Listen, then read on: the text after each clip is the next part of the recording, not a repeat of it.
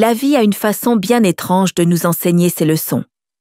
Parfois, elle le fait doucement, comme une brise à peine perceptible. D'autres fois, elle frappe avec la force d'une tempête, renversant tout ce qu'on pensait solide. Dans mon cas, ce fut une conversation entre mes enfants qui m'a fait comprendre à quel point la vérité peut faire mal. À leurs yeux, je n'étais plus la mère qui les avait élevés avec amour et sacrifice, mais simplement un trophée à se partager. Avant d'aller plus loin, et crois-moi, cette histoire pourrait bien changer ta vision de la vie, dis-moi en commentaire, de quelle ville regardes-tu cette vidéo? C'est merveilleux de voir ce message toucher autant de gens différents. Et bien sûr, pense à liker et à t'abonner à cette chaîne pour ne rater aucun récit inspiré de faits réels. Je m'appelle Madame Hélène. J'ai 79 ans, et même si les années ont laissé leur marque, jamais je n'aurais imaginé vivre cela. Mes propres enfants se disputant ce que je laisserais derrière moi, alors que je suis encore bien vivante. Toute ma vie, je la leur ai consacrée. Lorsque mon mari est décédé, j'ai endossé le rôle de mère et de père à la fois. J'ai travaillé comme couturière, vendu des pâtisseries maison et veillé de nombreuses nuits blanches pour que rien ne manque à la maison. Nous vivions modestement, sans luxe, mais il y avait toujours un repas chaud sur la table, des vêtements propres et surtout, beaucoup d'amour. Notre petite maison, bien que simple, était pleine de souvenirs. C'est là que j'ai vu mes enfants faire leurs premiers pas, faire leurs devoirs et jouer dehors jusqu'à la tombée de la nuit. Je pensais bâtir une famille unie. Je croyais que l'amour que je leur donnais reviendrait un jour, sous forme de respect et de soin, quand j'en aurais besoin à mon tour. Mais un jour, sans le vouloir, j'ai surpris une conversation qui a brisé cette illusion.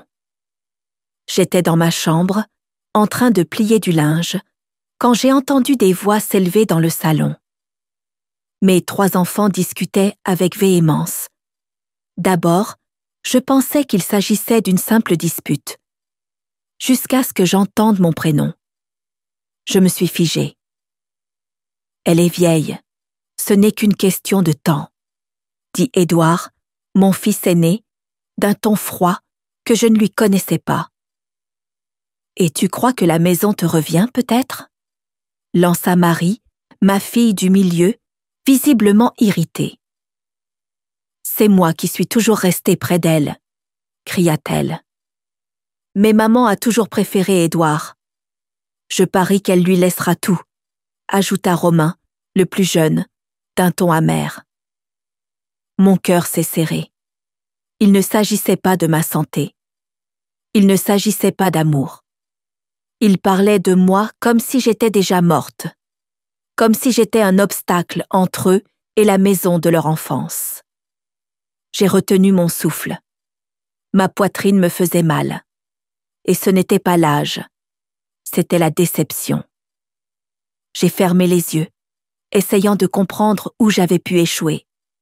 Comment, après tout ce que j'avais donné, étais-je devenue une parcelle de terrain et quelques économies? Ce jour-là, j'ai su que je devais agir. Et peut-être, me suis-je dit en silence, que je n'avais jamais vraiment connu mes enfants. Quelque chose s'est brisé en moi.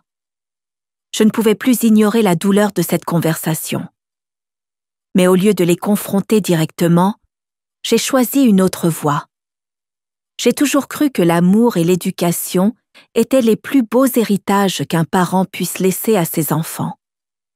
Mais je me suis rendu compte que si je mourais sans leur apprendre la vraie valeur des choses, ma mission serait inachevée. J'ai donc commencé, dans le silence, à échafauder un plan. Je suis allée voir mon notaire, un homme de confiance qui m'aidait depuis des années pour les papiers. En entrant dans son bureau, il m'a accueillie avec un sourire. « Madame Hélène, Que puis-je faire pour vous aujourd'hui? J'ai pris une grande inspiration et lui ai exposé mon idée. D'abord surpris, il a vite retrouvé le sourire. Vous êtes vraiment décidé? Vos enfants risquent de mal le prendre. J'en suis sûre, ai-je répondu. Ils doivent apprendre que la vie ne tourne pas autour de l'argent et des possessions. Et c'est ainsi que j'ai pris la décision la plus difficile de ma vie. J'ai réécrit mon testament. J'y ai indiqué clairement que ma maison, mes économies, tout ce que je possédais, serait donné à des œuvres de bienfaisance. Mon seul souhait, que mes enfants aient de quoi vivre, mais pas plus. En quittant le cabinet, je ressentais à la fois de la légèreté et de l'inquiétude. Est-ce que je fais bien? Me comprendront-ils un jour? Je continuais à les observer discrètement. À chaque visite, chaque regard, chaque remarque sur la maison ou l'argent, j'étais plus convaincue. J'avais pris la bonne décision. La goutte d'eau est arrivée un dimanche, lors d'un déjeuner en famille. Tu ferais mieux de vendre la maison maintenant et de répartir l'argent, dit Édouard en se servant. Ce serait sans doute mieux que tu entres en maison de retraite, maman, ajouta Marie sans aucune gêne. Comme ça, personne ne se disputera plus tard. Je les ai regardés, un nœud dans la gorge. Ce n'était plus une question d'héritage. C'était une question de valeur. La valeur qu'ils m'accordaient. Et j'ai su, à cet instant précis, je ne reviendrai pas sur ma décision. Le grand jour arriva. J'avais convoqué mes enfants pour une conversation sérieuse. Ils pensaient que c'était juste un déjeuner. Ils n'imaginaient pas que ce jour changerait tout. Je me suis assise à table et les ai regardés un à un dans les yeux. « Je sais tout », ai-je commencé, d'une voix ferme. « Je sais que vous parlez de ma maison, que vous attendez mon départ pour partager l'héritage. » Un silence de plomb s'abattit sur la pièce. Édouard tout sauta, mal à l'aise. « Maman, ce n'est pas ce que tu crois. » Je levai la main. « Je ne veux pas d'excuses. Je veux que vous sachiez. Ma décision est prise. Ma maison et mes économies seront données. Vous ne recevrez que ce dont vous avez réellement besoin. Rien de plus. » Marie écarquilla les yeux. « Quoi? C'est injuste !» cria Romain. « Non, » répondis-je calmement. « C'est une leçon. » Ils protestèrent tous en même temps, mais je restais ferme. À ce moment-là, j'ai compris. Ma plus grande richesse n'avait jamais été matérielle. C'était cette leçon que je leur laissais. L'expression figée sur leur visage en disait long. Jamais ils n'auraient cru que je prendrais une telle décision. Mais c'était trop tard. Je savais qu'ils seraient choqués, mais pas préparés à la colère qui allait suivre. « Maman, c'est ridicule !» cria Édouard, repoussant sa chaise avec violence. « Comment peux-tu nous faire ça? » « Faire quoi, Édouard? Vous apprendre à être moins avide? » Ma voix était calme, mais inébranlable. « Ce n'est pas de l'avidité, maman, » grogna Romain, les bras croisés. « Tu es vieille. Cette maison, cet argent, c'est à nous.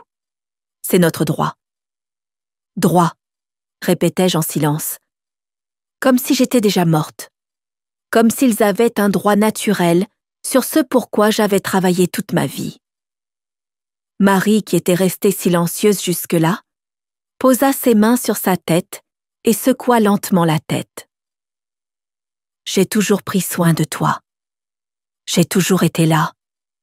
Et maintenant tu nous fais ça? Tu étais toujours là. Parce que tu attendais quelque chose en retour, n'est-ce pas? » lui dis-je en la fixant.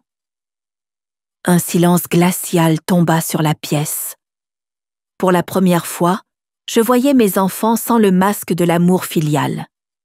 Ce qui restait, c'étaient des adultes, déçus. Non par mon choix, mais parce qu'il ne pouvait pas plus compter sur ce qu'il pensait acquis. Édouard pointa un doigt accusateur vers moi. Un notaire peut annuler tout ça. Je souris. Calme-toi, ce n'est pas possible. Tout est signé, enregistré, légal. Il n'y a plus rien que vous puissiez faire. Leurs visages pâlirent.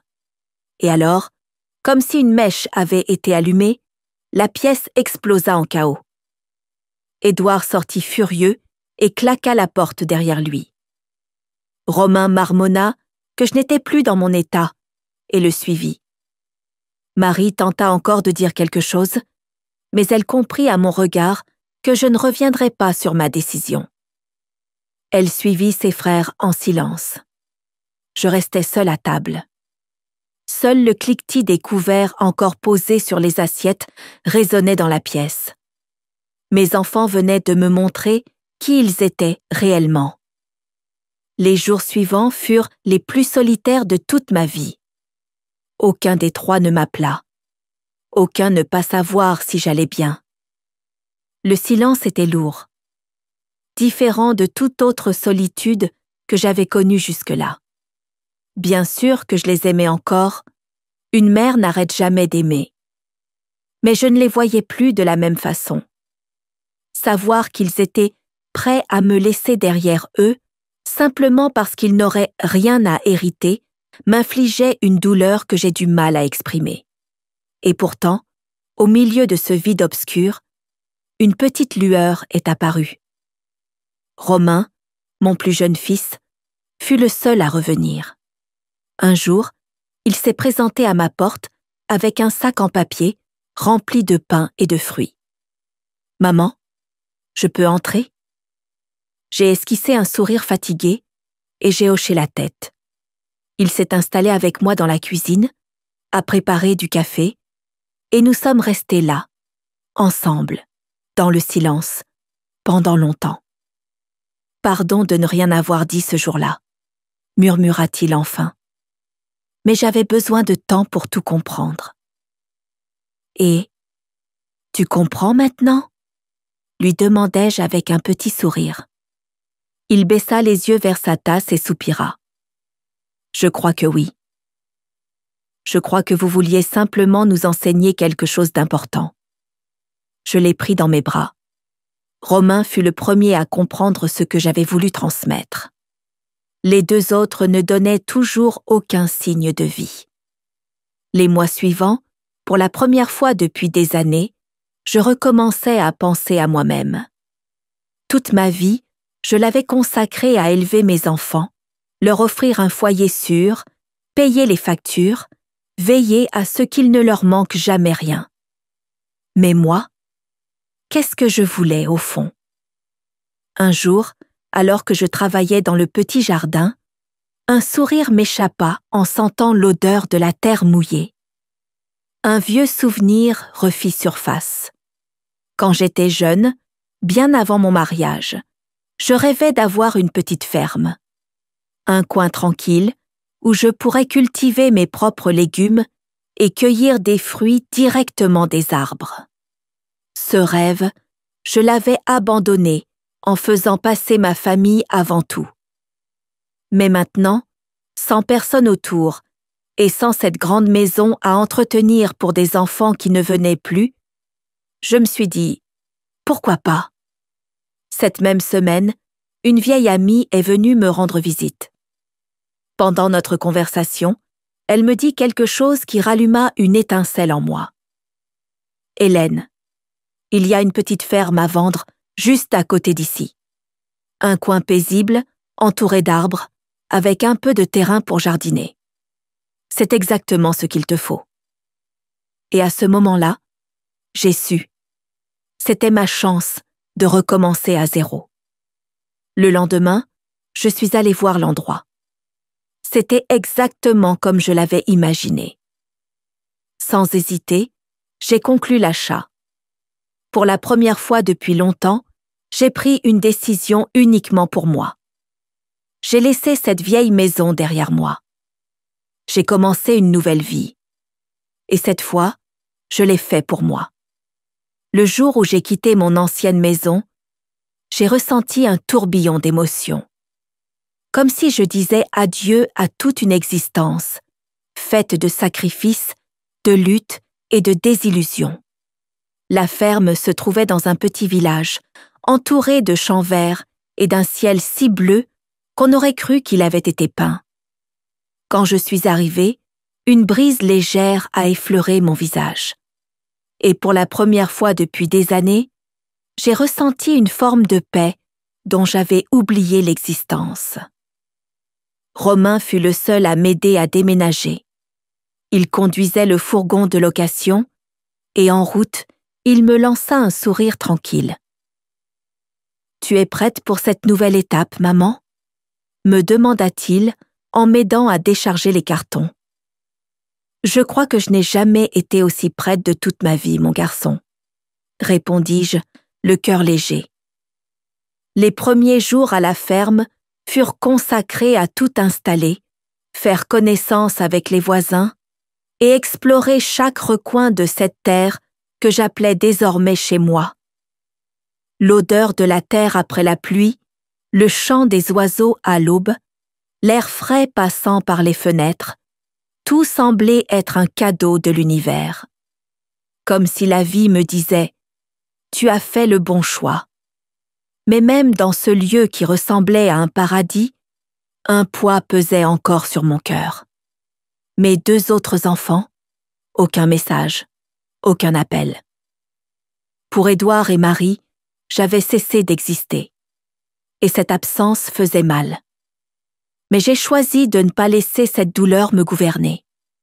Pour la première fois, je vivais pour moi, et personne ne m'en détournerait. Un matin, alors que j'arrosais mon potager, j'ai entendu un bruit venant du chemin de terre menant à ma maison. Une voiture approchait, soulevant un nuage de poussière. Mon cœur accéléra. Était-ce Romain? Ou peut-être mon ami du village voisin? Mais quand la voiture s'est arrêtée et que la portière s'est ouverte, j'ai ressenti un nœud dans l'estomac. C'était Édouard. Il descendit lentement, comme s'il ne savait pas lui-même s'il avait bien fait de venir. Son visage était marqué, et dans ses yeux, je vis quelque chose que je n'avais encore jamais vu. Du regret. Je restais immobile, silencieuse. Il s'éclaircit la gorge, gêné. « Maman, est-ce qu'on peut parler un moment ?» Je lui fis signe d'entrer. Je ne savais pas à quoi m'attendre, mais j'étais prête à écouter. Nous nous installâmes sur la terrasse, et pendant longtemps, il fixa simplement l'horizon. Puis, il prit une grande inspiration et commença à parler. « J'ai fait une erreur, maman, » dit-il doucement. « J'étais en colère parce que je pensais que vous nous aviez enlevé quelque chose qui nous appartenait. Mais maintenant, je vois que ça n'a jamais été à nous. » Mon cœur se serra. « Et qu'est-ce qui t'a fait comprendre cela ?» demandai-je en gardant une voix posée. Il esquissa un léger sourire, mais ce n'était pas un sourire joyeux. Quand vous êtes partis, il ne restait plus qu'une maison vide. Je pensais que ça nous rapprocherait. Mais c'est tout le contraire qui s'est produit. Marie et moi, on s'est encore plus disputés. Chacun a suivi sa propre route. Et moi, je suis restée. Seule. Je fermais les yeux un instant. Je le savais depuis longtemps. L'argent ne les réunirait jamais. Au contraire, il révélait tristement ce qui les animait vraiment. Édouard baissa la tête. Marie pense encore que vous changerez d'avis. Et moi, je ne sais pas si je le mérite encore. Je pris doucement ses mains. On a toujours la possibilité de revenir, mon fils. Ce qui compte, ce n'est pas ce qu'on a perdu, c'est ce qu'on a appris. Ses yeux se remplirent de larmes. Pour la première fois, mon fils était là. Non pour réclamer quelque chose, mais simplement comme mon fils. Et c'était déjà bien plus que ce que j'aurais osé espérer. Le temps passa, et petit à petit, Édouard reprit une place dans ma vie. Il avait encore honte de ce qu'il avait fait, mais lentement, notre lien se reconstruisit. Marie, quant à elle, restait absente. Romain, comme toujours, était mon soutien indéfectible. Un jour, il entra avec un regard curieux. « Maman, vous avez reçu du courrier. »« Du courrier ?» demandai-je en prenant l'enveloppe. Je vis aussitôt que cela venait de mon notaire. Mon cœur se mit à battre plus vite. J'ouvris la lettre et commençai à lire. C'était une lettre d'un homme âgé, quelqu'un qui avait bénéficié d'une partie de mon don. « Madame Hélène, votre générosité m'a aidé plus que je ne saurais l'exprimer avec des mots. Quand j'ai appris ce que vous aviez fait, j'ai su que je voulais vous rendre quelque chose. Je n'ai pas grand-chose, mais j'ai un bien qui, je pense, vous conviendrait parfaitement. J'espère que vous accepterez ce cadeau comme un signe de reconnaissance. » Avec la lettre se trouvait un document officiel. Il s'agissait d'un terrain, situé juste à côté de ma ferme. J'étais sans voix. Des larmes me montèrent aux yeux, tandis que je regardais Romain. Ce que l'univers donne, il le rend toujours, mon garçon. Il sourit. « Vous aviez encore raison, maman. » Et à ce moment-là, j'ai su, ma mission était accomplie. Je ne laisserai pas à mes enfants une richesse matérielle, mais quelque chose de bien plus précieux. Une leçon de vie qu'ils n'oublieraient jamais. C'était là le plus bel héritage que je pouvais leur transmettre. Les jours s'écoulaient paisiblement sur mon petit coin de terre. Cette vie simple me faisait du bien. La paix que j'y trouvais, je ne l'avais jamais ressentie auparavant. Mais au fond de moi, je savais qu'il restait quelque chose d'inachevé. Marie. Elle était la seule à ne pas être venue. Tandis qu'Édouard avait trouvé le courage de venir me voir et de reconnaître ses erreurs, ma fille restait enfermée dans sa colère. Mais la vie, c'est souvent exactement ce dont nous avons besoin, même quand nous ne le cherchons pas. Ce fut par un matin calme que cela arriva. J'étais assise sur la terrasse avec une tasse de café quand j'ai de nouveau entendu une voiture s'approcher. Je me suis levée lentement, le ventre noué par l'appréhension. C'était Marie. Elle sortit doucement de la voiture, hésitante, comme si elle luttait intérieurement pour être là. Dans ses yeux, je ne vis ni colère ni regret, mais du doute. « Salut, maman. » Ma première impulsion fut de la prendre dans mes bras, de lui dire que tout allait bien, que je l'avais attendue tout ce temps. Mais je connaissais ma fille. Elle n'était pas encore prête. Alors, je me contentais de lui sourire et l'invitais à entrer. Nous nous sommes assises à table et le silence régna longtemps, jusqu'à ce qu'elle prenne enfin la parole. « Je trouve toujours que vous avez été injuste. » Je restai calme. « Et pourquoi dis-tu ça ?» Elle poussa un long soupir. « Parce que j'ai toujours été là. J'ai pris soin de vous. J'ai toujours fait de mon mieux pour être une bonne fille. » « Mais attendais-tu quelque chose en retour ?» demandai-je doucement. Elle hésita. « Je ne sais pas. Je sais seulement que quand vous avez fait ça, je me suis sentie rejetée. » Mon cœur se serra. Ce n'était jamais mon intention, ma chérie. Je voulais juste que vous compreniez que l'amour ne se mesure pas à un héritage. Marie baissa la tête. Il m'a fallu du temps pour accepter ça, maman. Et j'y travaille encore. Je pris une profonde inspiration. Alors je te laisse le temps. Mais n'oublie jamais ceci. Mon amour pour vous ne dépend pas de ce que je laisse, ou ne laisse pas. Elle ne dit plus rien. Mais avant de partir, elle me prit dans ses bras. Et à ce moment-là, je sus. Il y avait encore de l'espoir. Les mois passèrent, et peu à peu, ma famille recommença à se rassembler. Marie venait me voir de temps en temps. Au début, c'était pour de courtes visites, puis elle commença à apporter des gâteaux, des fruits frais et même à m'aider au jardin. Édouard venait aussi, toujours un peu timide, mais à chaque fois un peu plus à l'aise. Et Romain, mon pilier depuis le début, restait mon roc.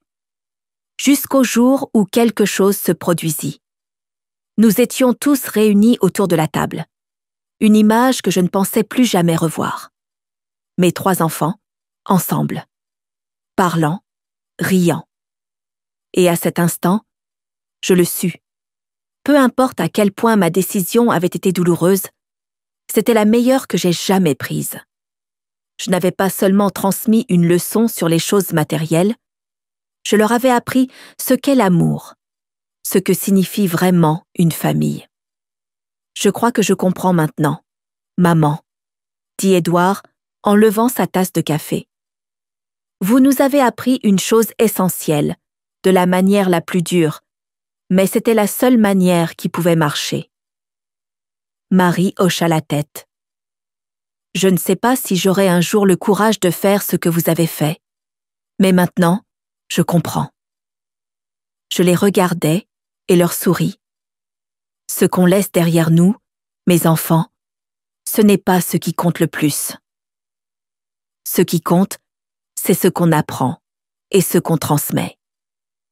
Romain me prit la main, et vous nous avez transmis exactement cela. Pour la première fois depuis longtemps, je me sentais complète. La vie suivait son cours, et je continuais à chérir chaque instant passé dans ma petite ferme. Depuis que je vivais là, j'avais appris à apprécier le silence, la tranquillité de la nature, la simplicité de la vie. Mais ce jour-là, la maison semblait différente. Romain arriva plus tôt que d'habitude. « Maman, aujourd'hui, il faut tout mettre en ordre, » dit-il avec une lueur malicieuse dans les yeux. « Pourquoi donc, mon garçon ?» Il sourit mystérieusement. « Fais-moi confiance. » J'ai passé la matinée à ranger, sans trop savoir pourquoi. Jusqu'à ce que, en milieu d'après-midi, j'entende des voix venant du chemin. Je regardais par la fenêtre, et mon cœur fit un bond. Marie et Édouard arrivaient, ensemble, et avec eux, mes petits-enfants, ces enfants que je n'avais pas vus depuis des mois. Pendant un instant, je me sentis minuscule face à cette scène. Et si allions-nous redevenir une vraie famille? Ils portaient des sacs remplis de nourriture, de gâteaux, de fruits frais. La maison, qui avait été mon refuge silencieux si longtemps, se remplit soudain de rires, d'odeurs de café et du bruit des enfants courant dans le jardin. Et à ce moment-là, je compris. Peu importait ce que j'avais perdu. Ce que j'avais retrouvé était infiniment plus grand. Là, à table, entourée de ma famille, je sentis que ma mission était achevée. Quand le soir tomba, nous étions tous assis sur la terrasse, tandis que les étoiles apparaissaient lentement dans le ciel. Édouard rompit le silence. « Maman, je sais que vous avez dit que vous ne reviendriez jamais sur votre décision à propos de l'héritage.